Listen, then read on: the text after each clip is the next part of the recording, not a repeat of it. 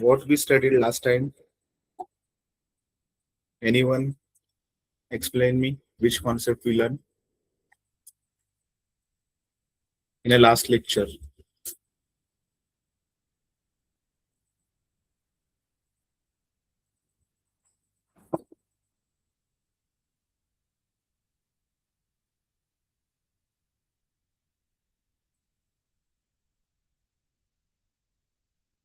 सगळ्यांना माझी स्क्रीन दिसते का?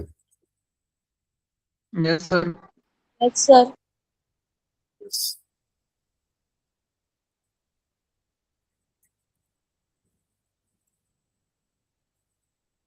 So, last lecture recap. Gravitation is a attractive force. Second one, force is directly proportional to the masses, means gravitational force is directly proportional to the product of their masses and inversely proportional to the square of the distance between them.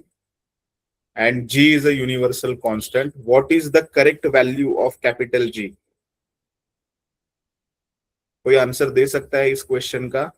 What is the correct value of universal constant G? 6.673 into 10 raised to minus Rest. 11 Newton meter square kg negative square. Yes. Okay. Correct. What's your name, beta? Sir, my name is Taranga. Yes, Taranga. Your answer is exactly correct.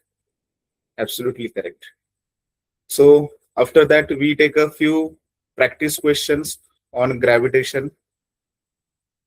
If the distance between two objects is double, then the gravitational force becomes Option number C, 1/4. why? The square between the. Can you explain me? Sir. Sir क्योंकि जब distance double होगा तो उसका जो force है वो कम होगा और जितना वो 4 टाइम्स कम होगा. ओके. यह अपन ने सीखा था क्लास में. ओके, वेरी गुड बेटा. और किसी ने मुझे सर बोला था, कुछ कहना चाहते थे. यस, किसी ने तो आवाज दिया था सर, और तरंग ने अपना आंसर कंटिन्यू रखा तो किसी ने माइक म्यूट कर दिया. इस क्वेश्चन का मीनिंग है if the distance between two objects is double, मतलब अगर टू ऑब्जेक्ट्स है, इनके बिटवीन का डिस्टेंस, मतलब ऑब्जेक्ट ए और ऑब्जेक्ट बी, ऐसे हम लोग कंसीडर करते हैं कि object A and object B का डिस्टेंस जो पहले 1 मीटर था वो आपने फॉर एग्जांपल उसको डबल कर दिया, 1 मीटर का डबल कर दिया तो 2 मीटर कर दिया, तो ग्रेविटेशनल फोर्स बिकम, मतलब एफ का वैल्यू क्या हो जाएगा?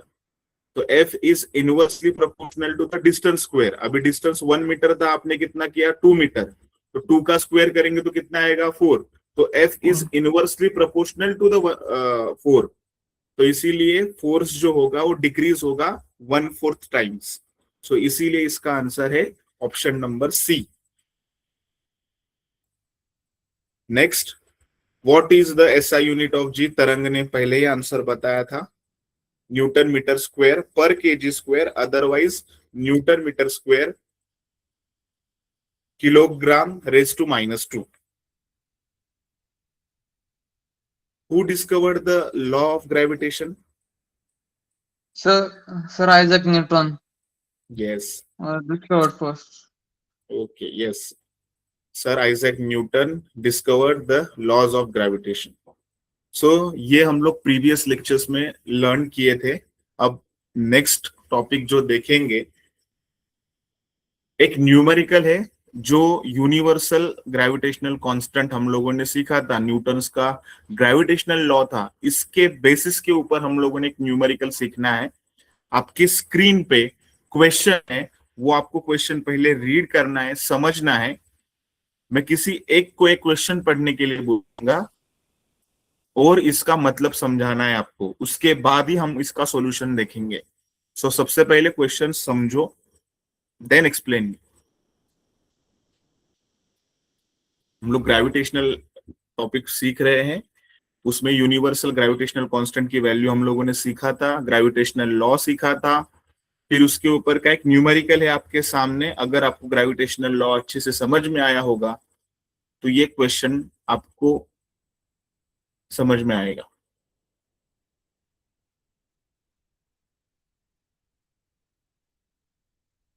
यस देशमुख, आप एक्सप्लेन कर सकते हैं क्वेश्चन? आपको मीनिंग समझा इस क्वेश्चन का? अगर जितना समझा है उतना बताओगे तो भी चलेगा।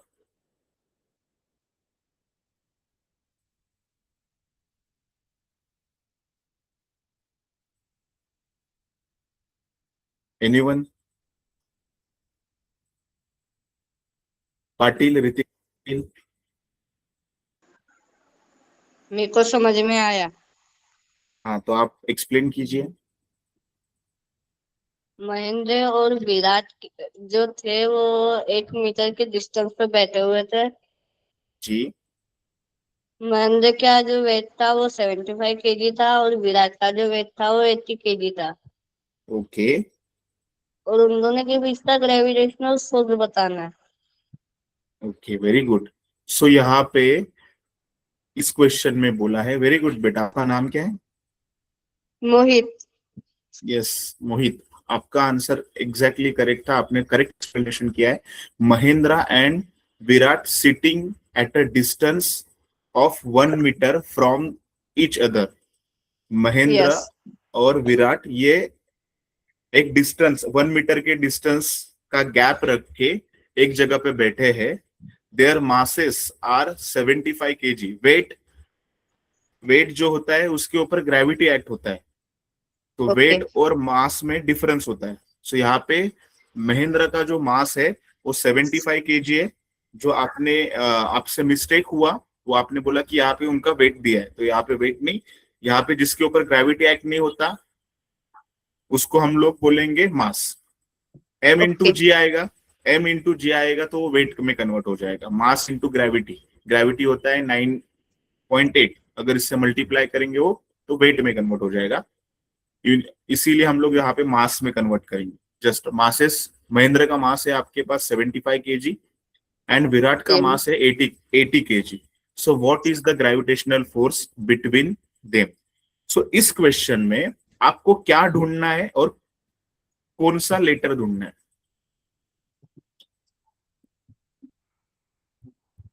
इस क्वेश्चन में आपको क्या फाइंड आउट करना है? गलत हुआ तो भी आप बता सकते हो, गलत हो जाएगा तो हम यहाँ पे करेक्ट करेंगे। एग्जाम में मिस्टेक होने से बेटर है कि आप यहाँ पे बोलो, जिसको आंसर बताना है वो हैंड रेज करेंगे और मैं उनको बोलने का मौका दूंगा, वो अपना आंसर शेयर कर सकते हैं।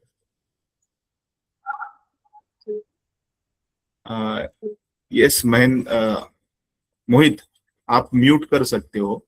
आप आपको आंसर देना है तो आप बोलो कि आपको यहाँ पे क्या फाइंड करना है। What is the gravitational force between them? Means sir उनके अंदर उन जी दोनों के फाइंड, बिटवीन जो फोर्स है ना हम्म, वो ढूंढना है। एफ इसके लिए ढूंढना अपन है। को जो फोर्स की फॉर्मूला है ना वो यूज करना पड़ेगा। हम्म। और वो, M1 75 होगा, M2 80 होगा हम्म। और डिस्टेंस 1 होगा, हम्म। डी स्क्वायर, वो D1 होगा हम्म। और डी जो मल्टीप्लाई है वो फाइंड करना पड़ेगा। ओके, तो आपको यहाँ ये पे जी दो, जी का जो वैल्यू ढूंढना कैपिटल है। जी है ना हम्म, 6.673 वो यूज करना पड़ेगा और फोर्स फाइंड करना पड़ेगा। जी करेक्ट। सो क्वेश्चन आपको समझ में आएगा तो आपको फॉर्मूला समझ में आएगा कि यहाँ पे कौन सा फॉर्मूला यूज करना है। मोस्ट ऑफ टाइम क्या होता है कि आप थ्योरी का कॉन्सेप्ट पहले मेमोराइज करते हो और बाद में न्यूमेरिकल्स देखना स्टार्ट करते हो, फिर बाद में आपको फॉर्मूला समझ में नहीं आता और आप फिर फॉर्मूला शीट्स देखते हो, फिर ये कॉन्सेप्ट कहाँ पे आया है, उसके लिए डबल 2 बार मेहनत करना पड़ता है। इसीलिए कोई भी आपको थ्योरी कॉन्सेप्ट क्लियर हुआ है तो उसके ऊपर के न्यूमेरिकल्स भी आपको देखना है, जिसके वजह से आपका थ्योरी कॉन्सेप्ट और न्यूमेरिकल का concept at a time clear हो जाए। सो यहाँ पे क्वेश्चन तो सबको समझा है कि महेंद्र और विराट 1 मीटर के दूरी पे बैठे हुए हैं, जिनका मास है, मतलब महेंद्र का मास है 75 kg, विराट का मास है 80 kg, और इनके बिटवीन ग्रेविटेशनल फोर्स कितना है ये आपको ढूंढना है। यहाँ पे आर यानी कि डिस्टेंस, दोनों के बिटवीन का डिस्टेंस है 1 metre.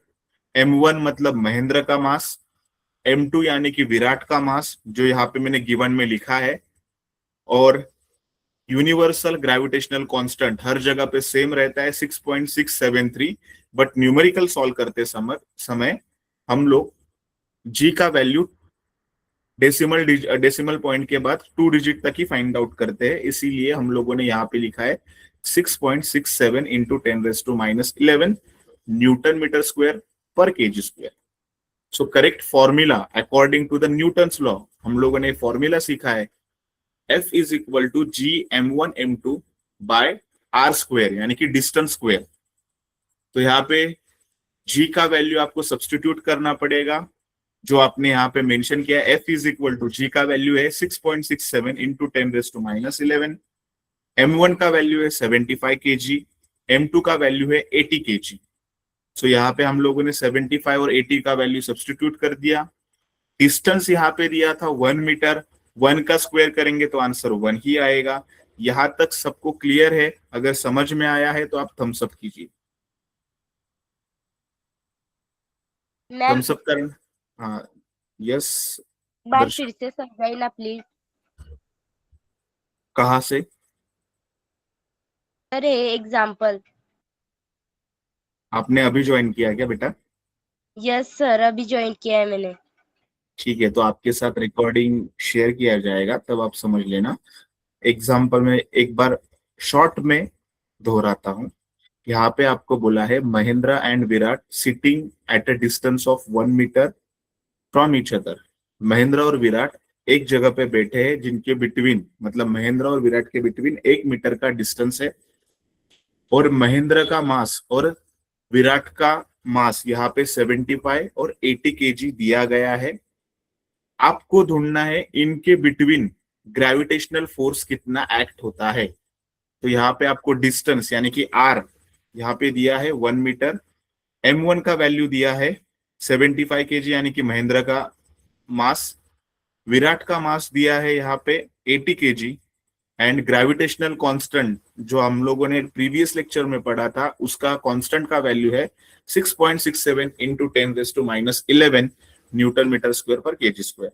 According to the Newton's law हम लोग फॉर्मूला यूज करेंगे F is equal to G into m1 m2 divide by R square. यहाँ पे r यानी कि 1, m1 यानी कि 75 kg, m2 यानी कि 80 kg यहाँ पे सब्सटीट्यूट किया है। अब इसको हमें आगे सोल्व करना है।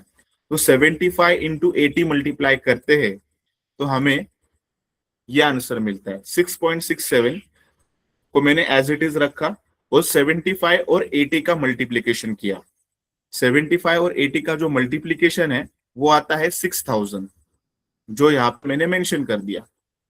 अब बचा है मेरे पास 10⁻⁻11, वो भी मुझे यहाँ पे लिखना पड़ेगा, और डिनोमिनेटर में 1 है, 1 का स्क्वायर करूंगा तो 1 का स्क्वायर 1 ही आया है, इसीलिए मैंने डिनोमिनेटर में 1 नहीं लिखा है। यहां तक सबको समझ में आया है? 75 इंटू 80 करेंगे तो मल्टीप्लीकेशन आएगा 6000। ये मल्टीप्लीकेशन मैंने 6.67 के साथ यहाँ पे रखा है। उसके आगे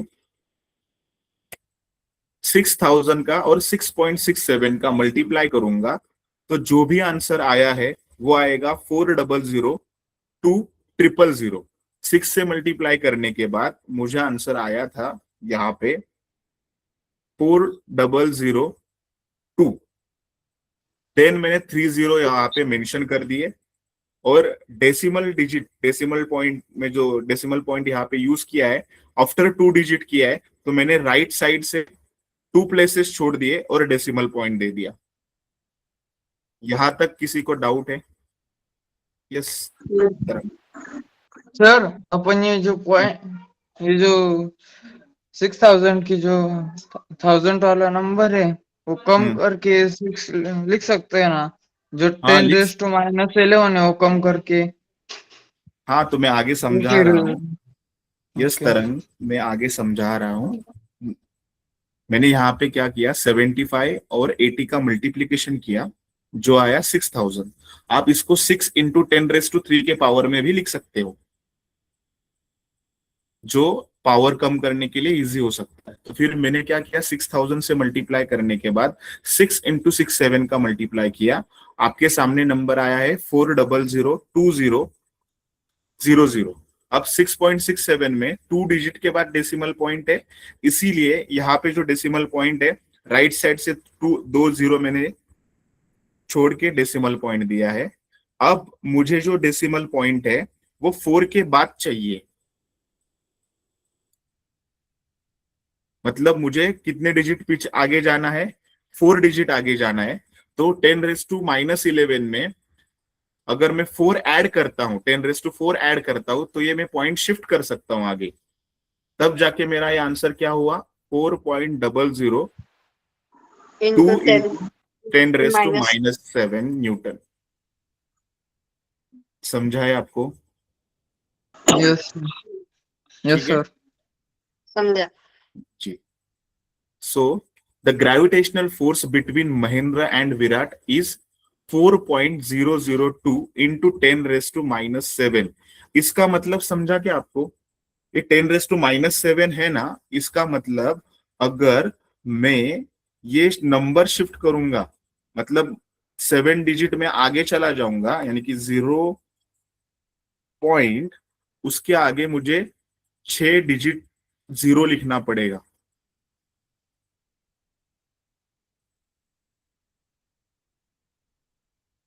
(10⁻⁻ है ना इसका मतलब, और यहाँ पे 4 आएगा।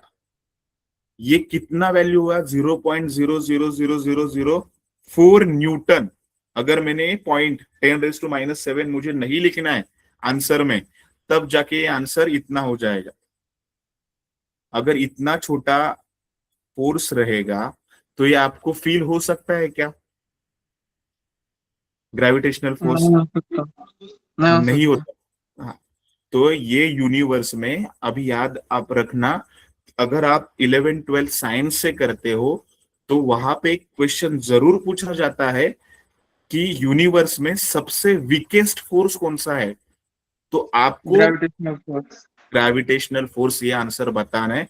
और सबसे स्ट्रॉन्गेस्ट फोर्स है तो न्यूक्लियर फोर्स, ये भी आप आगे पढ़ेंगे। सबसे वीकेस्ट फोर्स यूनिवर्स में है ग्रेविटेशनल फोर्स। और दूसरी बात, सबसे लॉन्ग रेंज, मतलब जिसकी सीमा सबसे बड़ी है, बहुत लार्ज लेवल तक फैला हुआ फोर्स कौन सा है, तो ग्रेविटेशनल फोर्स, जिसका रेंज बहुत बड़ा होता है। समझ में आया? तो ये टॉपिक आपके लिए नेक्स्ट लेवल, मतलब जब आप साइंस फील्ड से पढ़ोगे तो फिजिक्स में ये टॉपिक फिर से रिपीट होने वाला है। तो ये आपके लिए बहुत, अगर 11th में, सॉरी 10th में ही आपका बेसिक अच्छे से स्ट्रांग हो जाएगा, तो 10th 11th और 12th आपका बहुत आसानी से छूटेगा। So this is a very small force. ये यूनिवर्स में अभी जो अमाउंट आपके सामने आया है, ये सबसे छोटी अमाउंट है। मैं इरेज कर रहा हूं पूरा part. This is a very small force. If the force of friction between Mahendra and the bench which is sitting, Mahendra and Virat, the bench on which is sitting is 0, then he will start moving towards the Virat and the action of this force, मतलब इनके between, मतलब महेंद्र विराट जहां पे बैठे हैं, जिस bench पे बैठे हैं, उस बेंच के ऊपर अगर फ्रिक्शन ही ना हो, फ्रिक्शन मतलब घर्षण बल, जैसे कि हम लोग को कहीं पे जमीन पे वॉक करना है, वॉक करने के लिए भी फ्रिक्शन होना जरूरी है। अगर फ्रिक्शन नहीं हो सकता तो हम लोग खड़े भी नहीं रह सकते और स्टेबल नहीं बैलेंस कर पाएंगे, और हमेशा हम लोग फिसलते रहेंगे, स्कीडिंग हो जाएगा हमेशा। इसीलिए स्लिपरी होता है। जैसे कि कोई टाइल्स का फ्लोर रहेगा और वहां पे ऑयल फैला हुआ है और इसके ऊपर आप वॉक करते हो तो आप फिसल के गिरते हो, स्किड होता है, आप होते हो आप, और आप गिर जाते हो बिकॉज ऑफ वहां पे फ्रिक्शन नहीं होता। अगर फ्रिक्शन नहीं रहेगा तभी ऐसी कंडीशन में क्या होगा, महेंद्र विराट की तरफ क्या हो जाएगा, मूव करेगा। फिसल के उसके साइड पे आ जाएगा। फ्रिक्शन नहीं होगा तब, फ्रिक्शन होगा तो ऐसी कंडीशन में आप जैसे थे उसी कंडीशन पे रहोगे। फ्रिक्शन की वजह से हम लोग वॉक कर सकते हैं, कोई भी गाड़ी रोड पे ट्रैवल कर सकती है बिकॉज ऑफ फ्रिक्शन। यहाँ तक किसी को कुछ डाउट है, ये टॉपिक समझा है? यस। हाँ, अंकिता आपको शायद नहीं समझे। ठीक है, आगे चलते हैं। नेक्स्ट नेक्स्ट जो पार्ट है, rest and force acceleration relationship. ये जो मैंने अभी आपके सामने एक क्वेश्चन रखा था महेंद्र और विराट का, ये सॉल्व्ड एग्जांपल है जो कि आपके टेक्स्ट बुक में है, पेज नंबर 8 के ऊपर। उसी टेक्स्ट बुक पे एक नेक्स्ट क्वेश्चन है जो आपको खुद को सॉल्व करना है, बट उसके लिए सबसे पहले बेसिक्स आपको पता होना चाहिए। वो बेसिक मैं आपको समझा रहा हूं, आपको ये बेसिक अच्छे से समझ में आएगा तब जाके आपको सेकेंड सॉल्व एग्जाम्पल सॉल्व हो जाएगा और उसमें क्या किया है वो आपको समझ में आएगा। अगर ये बेसिक नहीं आपको समझ में आएगा तो आप वो क्वेश्चन रट लोगे, मेमोराइज कर लोगे, कॉन्सेप्ट नहीं समझ पाओगे। इसीलिए ये कॉन्सेप्ट पहले समझेंगे, बाद में वो जो क्वेश्चन है वो आपके लिए होमवर्क रहेगा। तो पहले कॉन्सेप्ट समझते हैं कि rest of state and force acceleration relationship. Rest state किसे कहते हैं और यानी कि रेस्ट मोशन किसे कहते हैं, और दूसरा पार्ट है कि फोर्स और एक्सेलरेशन का रिलेशनशिप क्या है, दोनों में क्या रिलेशन है जो आपको सीखना जरूरी है। तो रेस्ट ऑफ स्टेट यानी कि रेस्ट मोशन किसे कहते हैं, when an object initially at a rest its final velocity consider to be zero.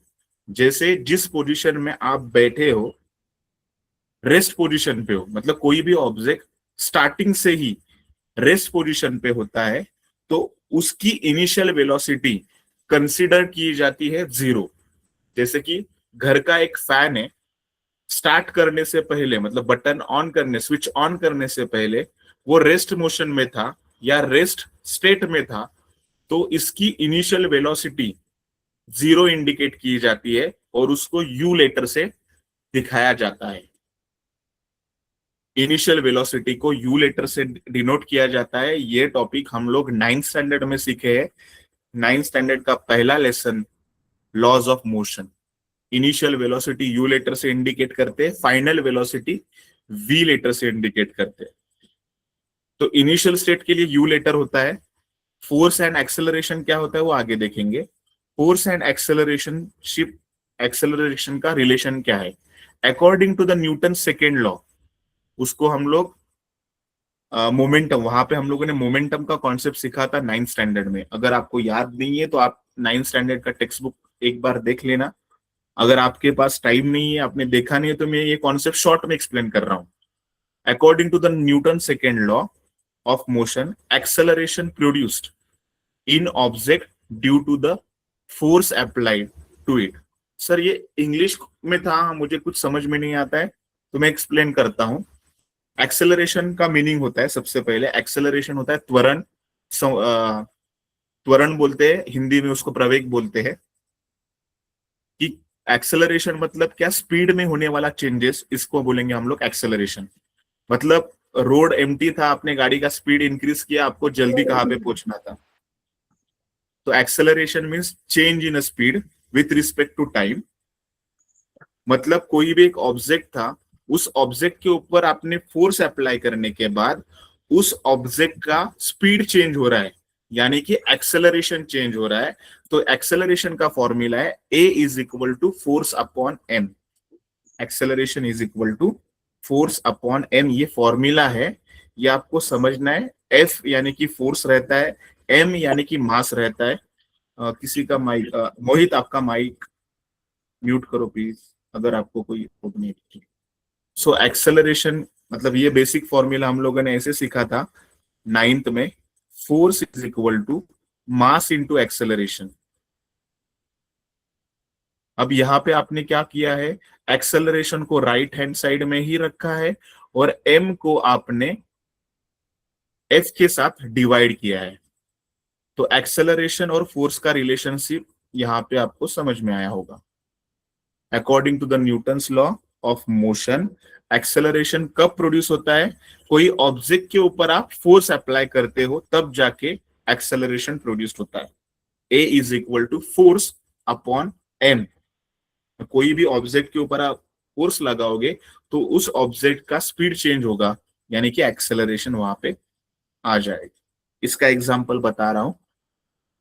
मैं और मेरा एक फ्रेंड, हम दोनों भाग रहे थे, तो हम मोमेंटम में हैं, उसको बोलेंगे मोमेंटम यानी कि संवेग। मैंने क्या किया, मैंने अपने फ्रेंड को पुश किया, पुश करने की वजह से उसका मोमेंटम चेंज हुआ। मोमेंटम चेंज हुआ यानी कि स्पीड चेंज हुआ, मैंने उसको पुश किया। तो जब हम दोनों साथ में ही भाग रहे थे, हमारे बीच रेस का कंपटीशन लगा था, जो फर्स्ट आएगा वो विनर। मुझे लग रहा था कि वो मेरे से जीत जाएगा, इसीलिए मैंने उसको क्या किया, जस्ट पुश किया। पुश करने की वजह से जो स्पीड हुआ, स्पीड जो था वो चेंज हुआ, वो गिर गया। गिरने की वजह से उसका स्पीड कम हुआ। मैंने फोर्स अप्लाई किया तब जाके उसका स्पीड चेंज हुआ, यानी कि एक्सेलरेशन वहां पे आ गया। चेंज इन स्पीड मतलब एक्सेलरेशन। फोर्स की वजह से एक्सेलरेशन में चेंजेस आ जाता है, इसीलिए फोर्स और एक्सेलरेशन सीखना पड़ता है आपको। यहां तक मुझे लगता है आपको क्लियर हुआ होगा। और आपका जो सेकंड क्वेश्चन है टेक्स्ट बुक का, वो समझने के लिए आपको इक्वेशन ऑफ मोशन, मतलब इक्वेशन ऑफ मोशन 3 टाइप के होते हैं, 3 इक्वेशंस होते हैं मोशंस के, वो हम लोग सीखेंगे। According to the Newton's first law, मतलब first equation of motion use to determine the final velocity with respect to time. आपके सामने वो इक्वेशन है, v is equal to u plus a t. ये 9th स्टैंडर्ड का first equation है, equation of motion. Newton's के फॉर्मूले के थ्रू हम लोगों ने तीनों इक्वेशन सीखे थे। यहाँ पे v जो इंडिकेट किया जाता है फाइनल वेलोसिटी के लिए, u इनिशियल वेलोसिटी के लिए, और एक्सेलरेशन a से इंडिकेट किया जाता है और टाइम t से इंडिकेट किया जाता है। ये इक्वेशन हम लोगों ने 9th का जो फर्स्ट लेसन है, लॉज ऑफ मोशन। अभी आप बोलोगे सर मैं साइंस सीख रहा हूं, तो साइंस में ये जो हम लोगों ने जो कॉन्सेप्ट सीखे laws of motion 9th standard से लेके 10th स्टैंडर्ड तक, वो अगर आप इन फ्यूचर साइंस स्ट्रीम से ग्रेजुएशन या एजुकेशन करना चाहते हो तो ये टॉपिक आपको फिर से रिपीट होने वाला है। तो अभी ऐसा मत करो कि अभी मुझे मार्क्स मिल गए तो मैं भूल गया, नेक्स्ट टाइम आएगा तो मैं फिर से पढ़ाई करूंगा। तो अभी ऐसे पढ़ो, नेक्स्ट टाइम आपको पढ़ाई करने की जरूरत ना पड़े। सो ये Newton first equation of motion है। वैसे ही सेकेंड इक्वेशन ऑफ मोशन है, उसको बोलते हैं displacement time relationship. When object moves with a uniform acceleration. मैंने आपको बोला है कि कोई भी चीज जब मैं पढ़ा रहा हूं तो आप नोट डाउन नहीं करेंगे, आपके साथ ये शेयर किया जाता है ग्रुप पे, आप वहां से कॉपी कर लेना, ठीक है। When an object move with uniform acceleration, this equation use to determine, ये इक्वेशन हमें डिस्प्लेसमेंट कितना हुआ और टाइम कितना लगा ये फाइंड आउट करने के लिए यूज किया जाता है। इक्वेशन मैंने राइट साइड पे लिखा है, s is equal to U T plus half A T square. यहाँ पे डिस्प्लेसमेंट s से इंडिकेट किया है, इनिशियल वेलोसिटी u से, टाइम t से, हाफ कांस्टेंट है तो 1/2 यहाँ पे एज इट इज रहेगा, a यानी कि एक्सेलरेशन और टाइम का स्क्वायर t स्क्वायर। ये इक्वेशन क्यों पढ़ना है, importance for the second equation of motion. This equation explicitly define, separately हम लोग इसको डिफाइन कर सकते हैं, the direct relationship between displacement of an object and time. मतलब कोई भी ऑब्जेक्ट ने कितना डिस्प्लेसमेंट कवर किया और कितना उसको टाइम लगा, ये फाइंड आउट करना होता है, तब जाके हम लोग ये इक्वेशन का यूज करते हैं, तब जाके आपको डिस्प्लेसमेंट और टाइम पता चलता है। इस कंडीशन में आपको initial velocity v, initial velocity u already question में दिया रहता है। थर्ड इक्वेशन है इक्वेशन ऑफ मोशन, इसको हम लोग बोलते हैं डिस्प्लेसमेंट वेलोसिटी इक्वेशन और रिलेशनशिप। तो ये इक्वेशन है v squared is equal to u squared plus 2as। यहाँ पे s यानी कि डिस्प्लेसमेंट, a यानी एक्सेलरेशन, v यानी फाइनल स्पीड या फाइनल वेलोसिटी। ये तीनों इक्वेशंस आपको अगर समझ में आएंगे तभी जाके आपका जो सेकेंड क्वेश्चन है, जो आपको होमवर्क है, एज इट इज कॉपी नहीं करना है, उसको समझना है। ये तीन इक्वेशन इसमें यूज किए गए हैं, उसमें आपको एक्सेलरेशन फाइंड आउट करना है। इसीलिए ये क्वेश्चंस मैंने आपको बताया है। अगर आपको एक्सेलरेशन फाइंड आउट करना है तो आपको ए की वैल्यू फाइंड आउट करने के लिए ये तीनों इक्वेशन का यूज करना पता होना चाहिए। यूज कैसे करते हैं वो पता होना चाहिए। So these are three equation. First equation velocity time relationship, second equation displacement time relationship, third equation displacement velocity relationship. Sir आपको कैसे पता चल रहा है कि ये वेलोसिटी और टाइम का इक्वेशन है, आपने कैसे आइडेंटिफाई किया? तो इसका एक सिंपल फॉर्मेट है। ये जो v है, v के वजह से यहाँ पे लिखा गया है वेलोसिटी, इज इक्वल टू के पहले जो v लिखा है ना, उसका मतलब है वेलोसिटी, और इक्वेशन का एंड पार्ट जो है वो हुआ है टाइम से। इसीलिए इसमें जो रिलेशनशिप है वेलोसिटी टाइम। सेकेंड इक्वेशन है उसमें इज इक्वल टू के लेफ्ट हैंड साइड में है डिस्प्लेसमेंट, जो एस से इंडिकेट किया जाता है, और इक्वेशन का राइट हैंड साइड एंड होता है टाइम से, इसीलिए इसको बोला जाता है डिस्प्लेसमेंट टाइम। थर्ड इक्वेशन, इसमें वेलोसिटी आता है और लास्ट में डिस्प्लेसमेंट भी आता है, तो इसको वेलोसिटी डिस्प्लेसमेंट भी इक्वेशन बोल सकते हैं या डिस्प्लेसमेंट वेलोसिटी इक्वेशंस भी बोला जाता है। समझा आपको? यहां तक सबको क्लियर है? तो आगे चले। तीन इक्वेशंस आपको क्यों सिखाए गए हैं कि आपको एक होमवर्क है आज, एक सॉल्व एग्जांपल 2 आपको सॉल्व करना है।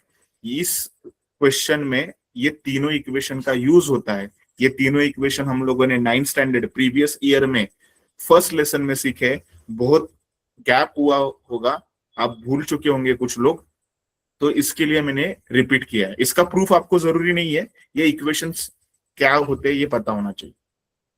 सो यहां तक समझ में आया होगा, तो मैं नेक्स्ट स्लाइड पे आता हूँ। सर एग्जाम में लास्ट इसका लेक्चर में सिखा था ग्रेविटेशन इक्वेशन आता है, क्वेश्चन क्या जो पूछा आपको जाता है? यस मैं बताता हूँ। आपके टेक्स्ट बुक में क्वेश्चन है, सेकेंड सॉल्व एग्जांपल करने के लिए पेज नंबर 8 पे वो क्वेश्चन आपको पूछा जाता है। उस क्वेश्चन में तीन इक्वेशन का यूज किया गया है एक्सेलरेशन और टाइम का कॉन्सेप्ट फाइंड आउट करने के लिए। तो आपको एग्जाम में ये प्रूफ नहीं आएगा, ये आपको इक्वेशंस पढ़ाए गए थे 9th स्टैंडर्ड में, जिसका यूज हम लोग 10th स्टैंडर्ड में कर रहे हैं, इसीलिए मैंने वो पूरा स्ट्रक्चर आपको बताया है। इसीलिए अगर आपको ये समझ में आया होगा तो आपका पेज नंबर 8 पे जो सेकेंड क्वेश्चन दिया था वो आपको सॉल्व करने के लिए इजीएस्ट वे हो जाएगा, इसीलिए मैंने आपको एक्सप्लेन किया। एग्जाम में उसका प्रूफ नहीं आता, जस्ट आपको ये इक्वेशंस पता होने चाहिए। अभी जो हम लोग सीखेंगे वो टॉपिक है ग्रेविटेशन एंड मोशन। मतलब प्रीवियस लेक्चर जो अपना पिछला लेक्चर हुआ था वहां पे हम लोगों ने ग्रेविटेशनल लॉ सीखा था। आज हम लोगों ने उस ग्रेविटेशनल लॉ के ऊपर एक न्यूमेरिकल मैंने आपके सामने एक सॉल्व करके बताया। दूसरा जो न्यूमेरिकल है वो आपको सॉल्व करना है, जिसमें मोशन होगा, ग्रेविटेशन भी होगा और मोशन भी होगा। ये कॉन्सेप्ट क्या है ये अब हम लोग यहाँ पे समझेंगे। सो ग्रेविटेशन एंड मोशन के रिलेशन के बारे में समझेंगे। ग्रेविटेशनल लॉ बताया न्यूटन ने। जब न्यूटन ने ये लॉ बताया तो उससे पहले केपलर्स ने अपने 3 लॉ बताए थे। वो की 3 लॉज थे Kepler's laws for planetary motion. तो ये तीनों लॉ उन्होंने जब बताए तो उन्होंने जस्ट स्टेटमेंट दिया कि ये चीज ऐसी ही कंडीशन में होती है। और लोगों ने जब उनको पूछा कि आपने जो स्टेटमेंट लिखा है उसको आप प्रूफ कर सकते हो क्या, आपका जो कहना है वो हमें समझा सकते हो क्या, तो केपलर्स के पास इसका प्रूफ नहीं था, सॉल्यूशन नहीं था। इसका सॉल्यूशन जो था वो न्यूटन्स के पास था। इसीलिए न्यूटन्स के लॉ और मोशन आपको सिखाए जाते हैं और इसका यूज करके न्यूटन्स ने कैसे केपलर्स के लॉ को एक्सप्लेन किया ये आज हम लोग सीखेंगे। उससे पहले आपके टेक्स्ट बुक में सेंटर ऑफ मास करके एक कॉन्सेप्ट है कि वस्तुमान केंद्र किसे कहते हैं और उसका डेफिनेशन क्या है। तो सेंटर ऑफ मास यानी कि एक ऐसा मास ऑब्जेक्ट के अंदर रहता है, इसको हम लोग इमेजिनरी पॉइंट बोलते हैं, where the entire mass of the object assumed to be concentrated। Sir ये तो इंग्लिश वाला डेफिनेशन था, थोड़ा बहुत समझा या फिर नहीं समझा। इमेजिनरी यानी कि काल्पनिक, पॉइंट यानी कि बिंदु। हमारे बॉडी के अंदर सेंटर ऑफ मास रहता है, एक इमेजिनरी पॉइंट रहता है जिस पॉइंट पे पूरे होल बॉडी का मास कॉन्सेंट्रेट किया जाता है, एक सेंटर में एज्यूम किया जाता है। इसे बोलते हैं हम लोग centre of mass. For example, आपको एक एग्जाम्पल के तौर पे बताता हूं। कुछ बच्चों को आपने देखा होगा वॉलीबॉल या फुटबॉल गोल घुमाते हैं और उसके नीचे वो एक फिंगर रखते हैं, उस फिंगर के ऊपर उस बॉल को घुमाते रहते हैं। तो पूरे फुटबॉल का या वॉलीबॉल का पूरा जो मास है वो एक ही पॉइंट पे कॉन्सेंट्रेट होता है, उसे बोलते हैं सेंटर ऑफ मास। अगर कोई पर्सन खड़ा हुआ है, मतलब ह्यूमन बीइंग, तो उसका सेंटर ऑफ मास उसके नाभि में रहता है, अंबालिका में रहता है, ऐसा एज्यूम किया जाता है। It's a imaginary point. The whole body of mass assume to be concentrated in a single point, it is called as centre of mass. जैसे पर्सन का पोजीशन चेंज हो जाएगा उस तरीके से सेंटर ऑफ मास का पोजीशन भी चेंज हो सकता है। सेंटर ऑफ मास का कॉन्सेप्ट समझा है सबको? यस। तो सेंटर ऑफ मास किस तरीके से डिफाइन किया जाता है? इट्स अ ज्योमेट्रिक स्ट्रक्चर, एक भौमितिक संरचना के तहत इसको समझाया जाता है और एक सेंटर के, एक केंद्र बिंदु के हिसाब से इसको समझा जा सकता है। The centre of mass of a spherical object, अगर कोई भी स्पेरिकल ऑब्जेक्ट यानी कि गोलाकार चीज है जिसका शेप स्पीयर जैसा हो, विथ यूनिफॉर्म डेंसिटी, जिसकी घनता density always coincide with its geometric centre, उसका पूरा जो मास है सेंटर ऑफ मास उसके केंद्र बिंदु में समाविष्ट किया जाता है, ज्योमेट्रिक सेंटर यानी कि भौमितिक केंद्र।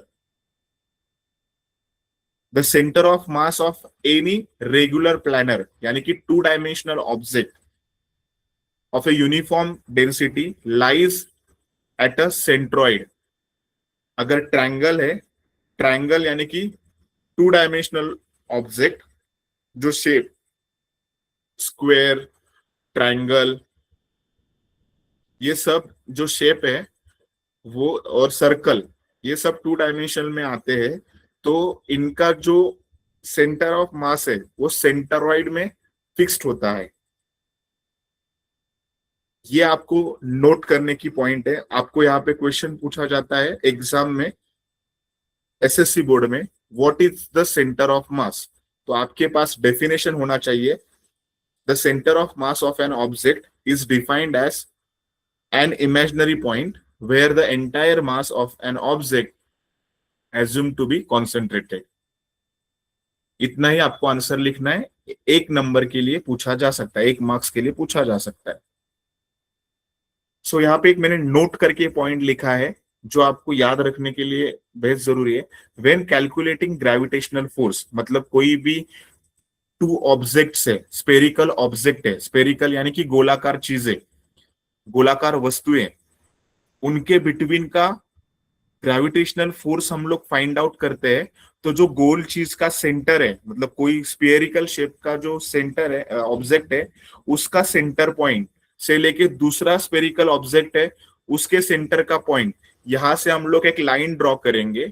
और वो लाइन मतलब क्या रहेगा, दो ऑब्जेक्ट के बिटवीन का डिस्टेंस रहेगा, जिसको हम लोग आर से इंडिकेट करते हैं। फॉर एग्जाम्पल मैं डायग्राम बताता हूँ, ये आपके टेक्स्ट बुक में भी है। यहाँ पे एक स्पीयर है, दूसरा एक स्पीयर, ऐसा मैं कंसीडर करता हूँ। इनके बिटवीन कितना ग्रेविटेशनल फोर्स है अगर आपको फाइंड आउट करना है, तो दोनों भी सर्कल के बिटवीन हम लोग एक लाइन ड्रॉ करेंगे सेंटर से लेके सेंटर तक। ये सेंटर से लेके सेंटर तक का जो डिस्टेंस है ये आर से इंडिकेट किया जाता है, तब जाके इनके बिटवीन का हम लोग ग्रेविटेशनल फोर्स फाइंड आउट कर सकते हैं। यहां तक समझा है सबको? तो थम्स अप करो। यहाँ पे इतना ही पूछा जाएगा, what is the centre of मास, आपको डेफिनेशन लिखना है just.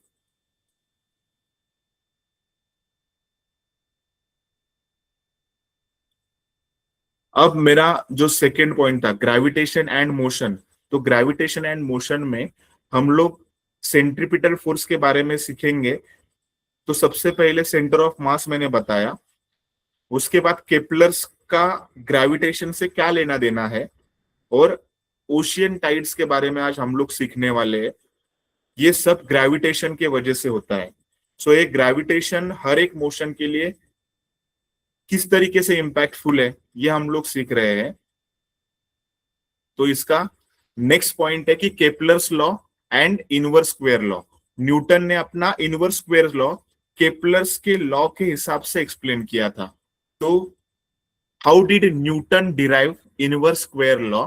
Means F is inversely proportional to 1/r², using the planet's orbital period of revolution। किस तरीके से न्यूटन ने इसका स्पष्टीकरण दिया इनवर्स स्क्वायर लॉ का?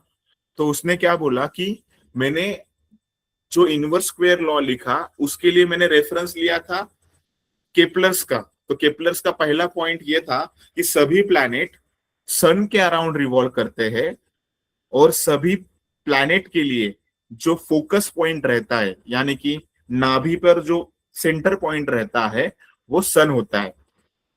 और सभी प्लैनेट सन के अराउंड ही सर्कुलर मोशन परफॉर्म करते हैं, ऑर्बिटल सर्कमफेरेंस। तो यहाँ पे उनका स्पीड भी चेंज नहीं होता। इसीलिए न्यूटन ने अपना फॉर्मूला इस तरीके से प्रेजेंट किया, the distance covered by planet. जब कोई प्लैनेट एक डिस्टेंस कवर करता है एक परिक्रमा कंप्लीट करने के लिए, किसके अराउंड? सन के around, the single revolution is equal to the circumference of its orbit. उसकी जो एक परिक्रमा है वो सर्कमफेरेंस ऑफ ऑर्बिट के इक्वल होती है। ऐसा कहना किसका था? न्यूटन का था। और ये न्यूटन ने केपलर्स के लॉ के हिसाब से एक्सप्लेन किया। सो स्पीड का फॉर्मूला क्या है? Speed is equal to distance upon time. अगर कोई प्लैनेट घूम रहा है सर्कुलर मोशन में, तो डिस्टेंस कहाँ पे कवर करेगा? सर्कमफेरेंस का।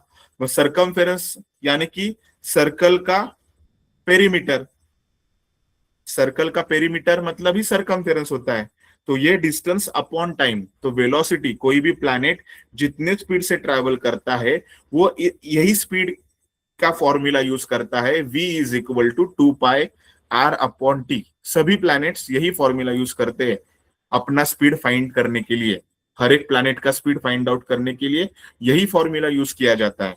तब जाके न्यूटन ने सेंट्रीपिटल फोर्स में ये जो v था, v is equal to 2πr/t, ये सेंट्रीपिटल फोर्स के फॉर्मूला में सब्स्टिट्यूट किया।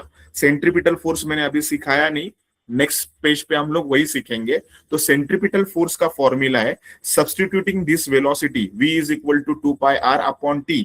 ये जो वेलोसिटी का फॉर्मूला है वो यहाँ पे हम लोग अगर सब्सटीट्यूट करेंगे तो न्यूटन्स का ये जो फोर्स का फॉर्मूला बनता है 4m pi square into R divide by T. और केप्लस का थर्ड लॉ जो लॉ था उसमें अगर ये वैल्यूज हम लोग सब्सटीट्यूट करेंगे T square by R cube, तब जाके न्यूटन्स का ये formula F is equal to G m1m2 upon R square, इसमें 1 अपॉन आर स्क्वायर किस तरीके से आता है ये फुलफिल होता है। इसीलिए F is equal to 4m pi square divide by R square by K, ये कॉन्सेप्ट न्यूटन्स ने केपलर्स के लॉ के साथ मर्ज करके एक्सप्लेन किया। यहाँ पे ये जो last formula F is inversely proportional to R square, ये एग्जाम में क्वेश्चन जो मैंने आपको दिया है इसका आंसर 3 स्टेप में आपको लिखना है। एग्जाम में क्वेश्चन पूछा जा सकता है तब ये आपको आंसर लिखना पड़ेगा।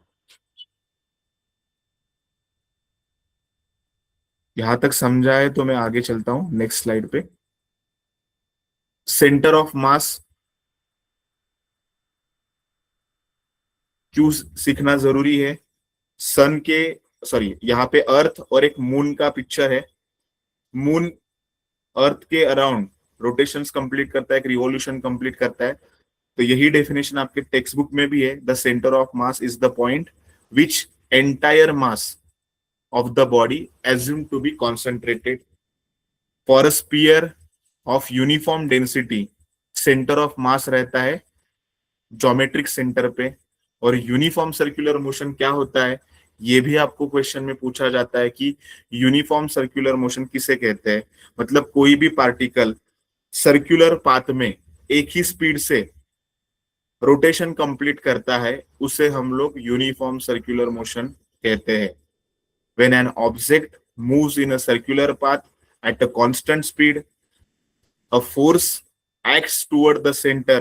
This force is called as centripetal force. और यूनिफॉर्म सर्कुलर मोशन मतलब क्या? कोई भी एक ऑब्जेक्ट सर्कुलर पाथ में किसी एक ऑब्जेक्ट के अराउंड सर्कुलर पाथ में एक ही स्पीड से घूमता रहता है उसे बोलते हैं यूनिफॉर्म सर्कुलर मोशन। और ये यूनिफॉर्म सर्कुलर मोशन होने के लिए जिस फोर्स की जरूरत लगती है उस फोर्स को कहा जाता है सेंट्रीपिटल फोर्स। और इस सेंट्रीपिटल फोर्स का फॉर्मूला है F is equal to mv square by r, जहां पे m मतलब मास ऑफ प्लैनेट, v मतलब वेलोसिटी और r मतलब रेडियस ऑफ द प्लैनेट। यहाँ पे अर्थ अगर मैं सेंटर लू और मून सर्कुलर मोशन परफॉर्म कर रहा है तो मून का मास रहेगा स्मॉल m। मून जिस स्पीड से ट्रैवल कर रहा है उसकी वेलोसिटी v, और मून से लेके अर्थ के सेंटर तक का डिस्टेंस, मून के सेंटर से लेके अर्थ के सेंटर तक का डिस्टेंस, ये इसको बोलेंगे r। समझ में आया आपको? हाँ या ना?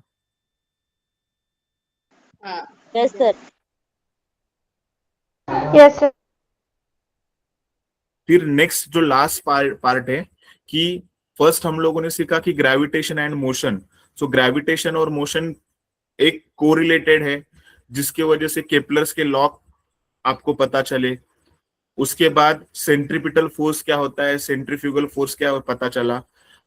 जो अर्थ पे हाई टाइड और लो टाइड होता है ये भी किसके वजह से होता है? ग्रेविटेशन के वजह से ही होता है। The regular rise and fall of sea water, the regular rise and fall of sea water level is known as high tide and low tide।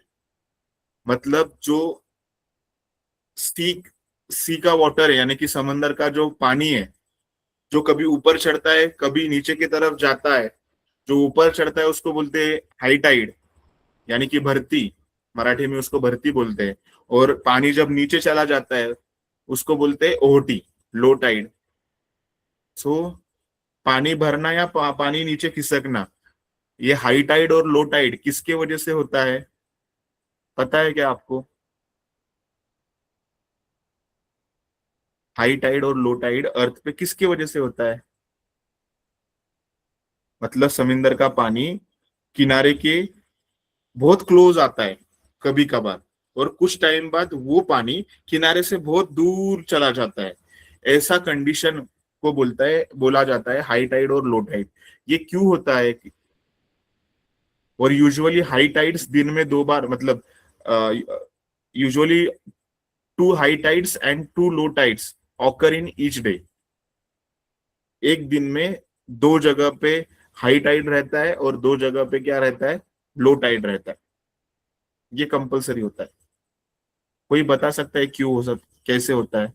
किसी को पता है हाई टाइड और लो टाइड किसकी वजह से होता है?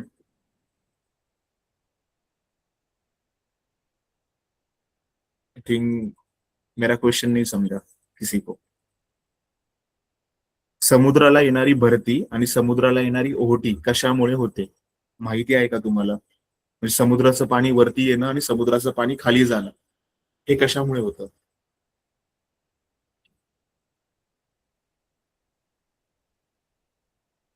ये होता है मून के ग्रेविटेशन पावर से। इसके थ्रू होता है मून का ग्रेविटेशन अर्थ के ऊपर काम करता है। मून क्या करता है?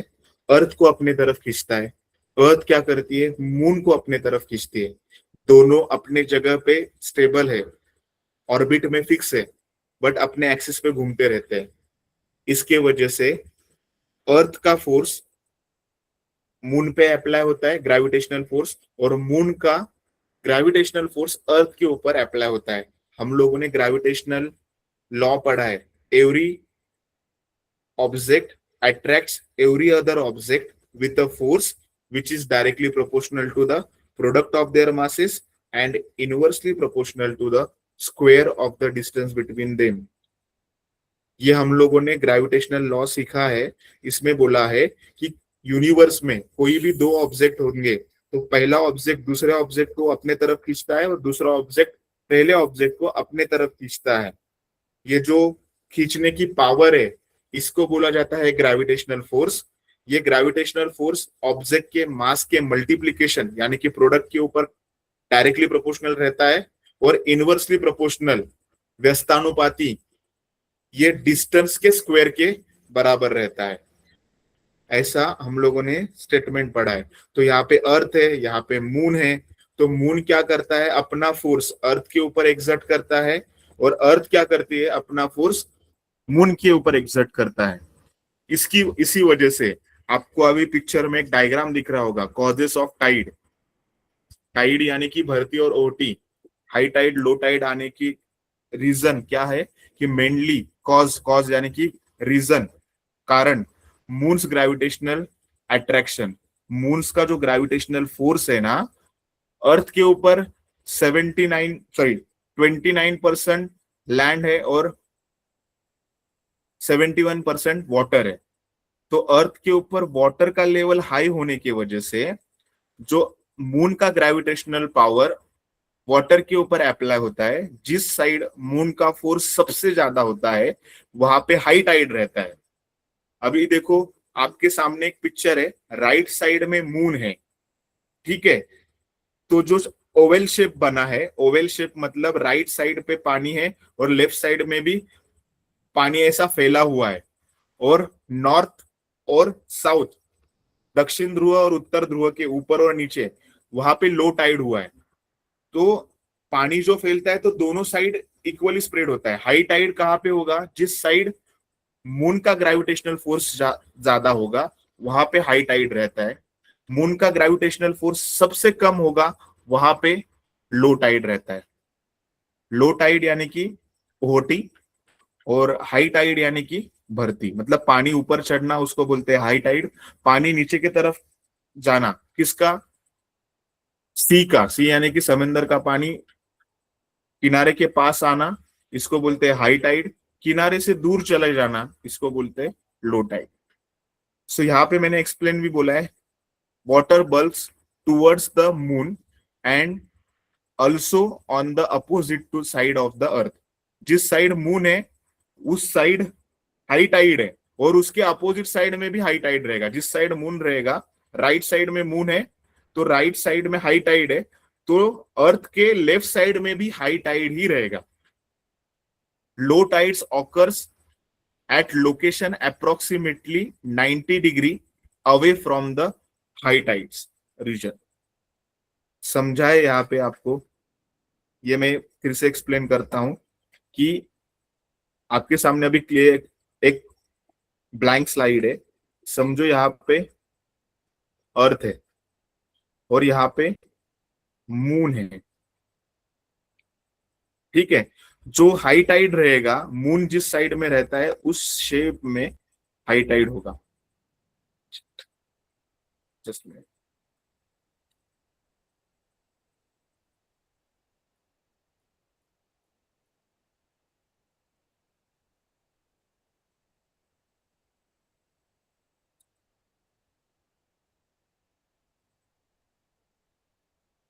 सो यहाँ पे जो ओवल शेप बनेगा,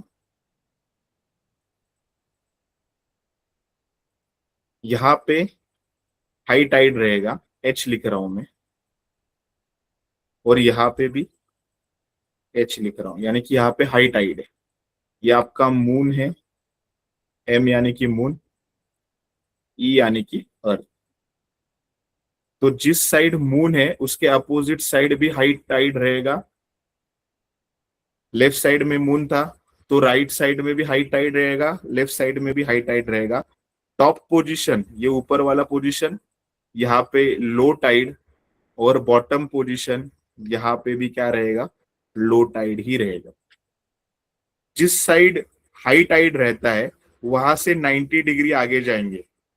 90 डिग्री, अगर यहाँ पे हाई टाइड है, एच जहाँ पे लिखा है वहां पे हाई टाइड है, और यहां से मैं 90 डिग्री का एंगल बनाता हूं, तो उसी 90 डिग्री के डायरेक्शन में लो टाइड रहता है। मतलब मेरे राइट साइड में मैं अगर खड़ा रहूंगा तो मेरे राइट साइड में और लेफ्ट साइड में हाई टाइड है, तो जहां पे मेरा सर है, सर के बिटवीन और राइट हैंड के बिटवीन जो एंगल क्रिएट होता है वो 90 डिग्री रहता है। तो सेंटर पोजीशन में, जिस पोजीशन पे मेरा सर है, उस पोजीशन पे लो टाइड रहता है। सो हाई टाइड और लो टाइड किसकी वजह से होता है, अभी आपको आंसर क्लियर हुआ होगा। लो टाइड और हाई टाइड सन की वजह से होता है या मून की वजह से होता है?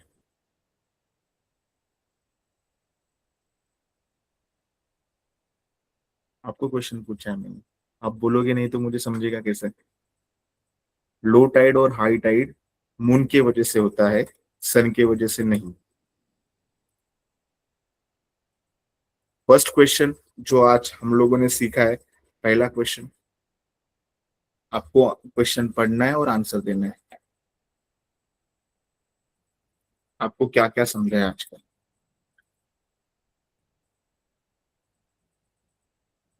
First question, where is the centre of mass of a spherical object with a uniform density located? आप बोलोगे नहीं तो मुझे समझ में नहीं आएगा। आपको option answer number B. Option number B. B.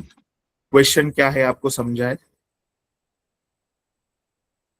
Yes sir, जो स्फेरिकल का मास है ना, वो कहाँ पे होता? कोई और एक्सप्लेन कर सकता है क्वेश्चन?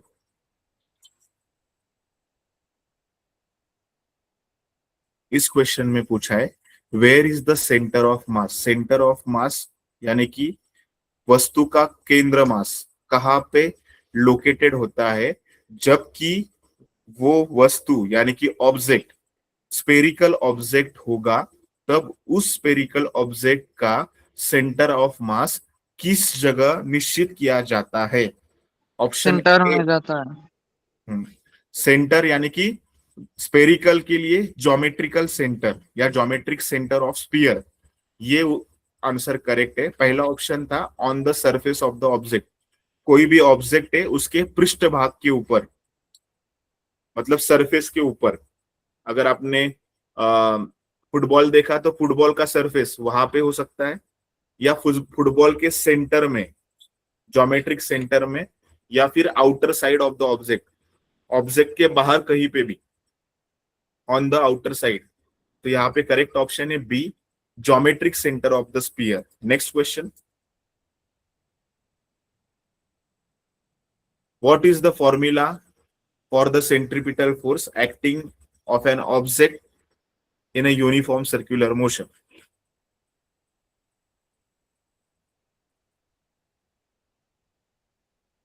इसका आंसर कौन बता सकता है? What is the formula for centripetal force acting on an object in uniform circular motion? C. C, mv squared, sorry, mr squared by v. Yes sir, option number C. ठीक है, check करते, करे check. Yes. sir. क्या है? F is equal to M V squared by, और आपने answer क्या दिया है?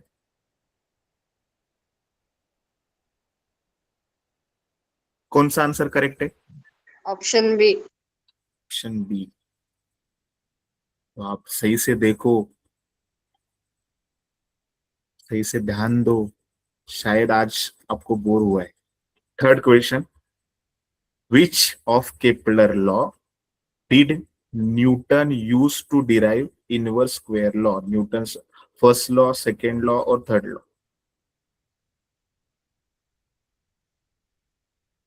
इनवर्स स्क्वायर लॉ का एक्सप्लेन करने के लिए न्यूटन ने केपलर्स के कौन से लॉ का यूज किया था? फर्स्ट लॉ का, सेकेंड लॉ का या third law? Option number 3, Newton's का, सॉरी, केपलर्स का थर्ड लॉ यूज किया था, T square is directly proportional to the R cube. ये वाला कॉन्सेप्ट, मतलब न्यूटन्स केपलर्स का थर्ड लॉ हम लोगों ने यूज किया था, न्यूटन ने अपना इनवर्स स्क्वायर लॉ एक्सप्लेन करने के लिए।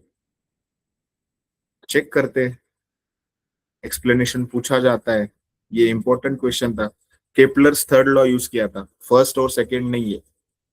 Kepler's third law, according to the Kepler's third law of planetary motion, T square upon R cube is equal to के।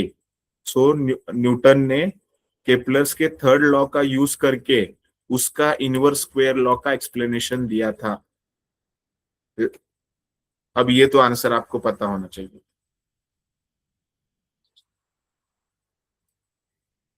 Fourth question,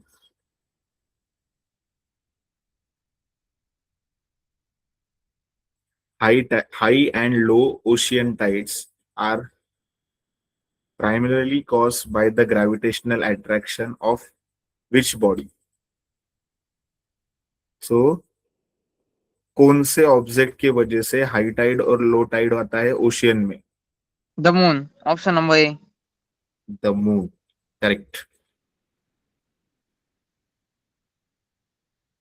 At what angular distance or at what angle from high tide location does a low tide occur? Option number B 45, 90 degrees. Option number B 90 degree. जहां पे आपको high Tide और low tide दिखता है, मतलब जिस जगह पे हाई टाइड है वहां से कितने डिस्टेंस पे चले जाओगे, कितने एंगुलर डिस्टेंस पे चले जाओगे, तब जाके आपको लो टाइड दिखेगा। तो जहां से हाई टाइड है वहां से आप 90 डिग्री अप साइड जाओगे या 90 डिग्री लो साइड डाउन साइड जाओगे, तब जाके आपको लो टाइड दिखेगा। जिस साइड पे हाई टाइड है उसके 180 डिग्री पे, 180 यानी एग्जैक्टली सामने, अपोजिट डायरेक्शन में हाई टाइड ही मिलेगा। 180 डिग्री पे हाई टाइड, एक जगह पे हाई टाइड है, उसके बाद कितने डिस्टेंस पे हाई टाइड मिलेगा आपको? 180 डिग्री पे हाई टाइड मिलेगा। और लो टाइड, जिस जगह पे हाई टाइड है वहां से आपको लो टाइड ढूंढना है, तो 90 डिग्री पे आपको लो टाइड मिलेगा। यहां तक हम लोग रुकते हैं। जो आज सिखाया है उसको प्रैक्टिस करो, मेमोराइज करो, ठीक है? और मेरा एक क्वेश्चन है आपको, आज के लेक्चर में आपको क्या समझा और आज के लेक्चर में आपको ऐसी कौन सी चीज लगी जो डिफिकल्ट थी आपको समझने के लिए, जिसको आंसर देना है वो हैंड रेस करके आप बता सकते हो।